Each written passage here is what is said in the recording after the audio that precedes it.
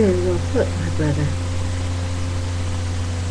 I think that we all have been guilty at some time of not being a good example for other people and being a stumbling block. And that we all need to be watchful each and every day that we don't continue down that path and get caught up in that. Because we all have to be accountable in the end to God, and not each other. But as a woman of God, I have to say that there are so many women who try to put themselves out there as what should I say?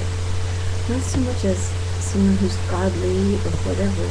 I think that you can try to look good and look pretty without trying to lead men on in the wrong direction. And I see that an awful lot these days. Awesome message.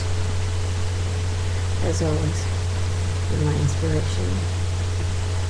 And my pastor. God bless.